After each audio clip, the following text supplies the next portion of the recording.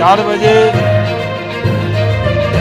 उद्योग का जो पंडाल है वहाँ पे हम लोग आपको उद्योग को दिखाने के लिए बुला रहे हैं। आप जानते हैं कि दिल्ली में पीयूष गोयल जी आए, भूपेंद्र यादव जी आए, आरसीपी सिंह गिरिराज सिंह जी आए, उसके साथ अश्विनी चौबे जी आए, राजीव प्रताप रूडी साहब आए और केसी त्यागी साहब आए, सारे सांसद आए और दिल्ली में इस बार बहुत धूमधाम से बिहार उत्सव मना और मनोज तिवारी जी ने परफॉर्म किया। पीयूष गोयल जी ने जो मेगा टेक्सटाइल पार्क के लिए हम लोगों ने जो बिड किया है उसके लिए बिहार के सारे सांसदों ने पीयूष गोयल जी से रिक्वेस्ट किया कि बिहार को दें और उन्होंने बहुत पॉजिटिव आंसर दिया है। उन्होंने कुछ कहा कि लॉ रिफॉर्म में कुछ जो रेटिफाई करना पड़ेगा जो सेंट्रल में हुआ है, उन चीज़ों के लिए बातचीत उनसे हुई है। मयूख जी भी पूरे 2 दिन वहीं थे।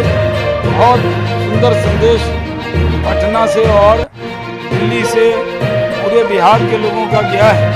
बिहार में उद्योग रोजगार का माहौल बहुत तेज़ी से बना है और हम लोगों के लिए खुशी की बात है कि हम लोग पिछले विधानसभा चुनाव में 120 सीटों पर हम लड़े थे और राजद 140 लड़ा था और वो 140 लड़के 75 जीता था और हम लोग 120 लड़के 77 जीते थे।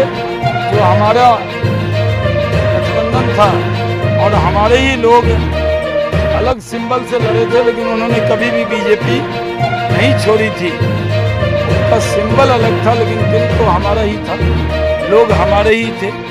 और जिस तरह की भाषा, जिस तरह की बोली, जिस तरह हमारे नेतृत्व का अपमान रोज किया जा रहा था, जिस तरह देश के प्रधानमंत्री का नाम लेकर उनको बोला गया, वो नाम हम बोल भी नहीं सकते। जिस तरह की भाषा बोली गई और जिस तरह का व्यवहार किया गया, तो हम लोग वो तीनों जो विधायक थे वो सब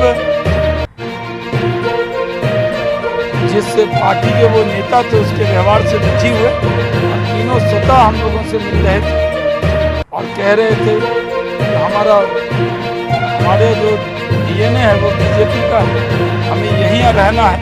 अब वो तीनों हमारे साथ आए हैं। अब बीजेपी लोकसभा में भी हम नंबर 1 पार्टी हैं, विधान परिषद में भी हम नंबर 1 पार्टी हैं और विधानसभा में भी हम नंबर 1 पार्टी हैं। जो नंबर 1 पार्टी का ताज पहने राजद के लोग घूम रहे थे, आज वो ताज भी उनके सर से हट गया है और वो बीजेपी के सर आ गया। हमारा गठबंधन बहुत मजबूत है। नीतीश कुमार जी के नेतृत्व में ये सरकार पूरे 5 साल चलेगी और विकास के पथ पर डबल इंजन की सरकार आगे मजबूती से काम करती रहेगी। ओछा की जो सीट है उसको हम पूरी ताकत से लड़ेंगे और जीतेंगे, क्योंकि ओछा की जनता को भी मालूम है कि डेवलपमेंट कोई कर सकता है तो वो एनडीए की सरकार कर सकती है, बीजेपी के लोग ही कर सकते हैं। उसमें हम सब चुनाव के मैदान में पूरी ताकत से लड़के 77 से 78 हो जाए। आप लोग को बधाई भी दिया है।